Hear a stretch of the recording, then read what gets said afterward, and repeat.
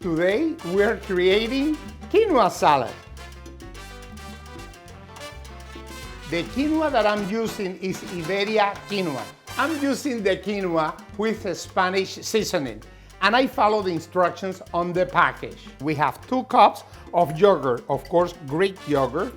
We have grated ginger, curry powder, pimento, paprika, a tablespoon of garlic, a tablespoon of oil. We mix everything well. Cut the chicken breast butterfly style, salt and pepper. Preheat the oven in the broiler. We're gonna use half of this sauce. We cover it and put it in the refrigerator for about 2 hours. After 2 hours, we lay them in a pan, let it broil from 15 to 18 minutes or until the chicken breast reach 165 Fahrenheit.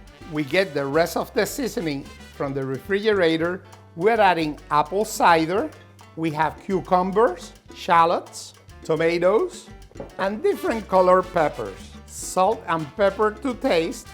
We mix the dressing with all the vegetables and the quinoa. We set it aside. We let the chicken breast rest. We slice it. We serve the quinoa, the slices of chicken. What a delicious and healthy meal. Ha-ha!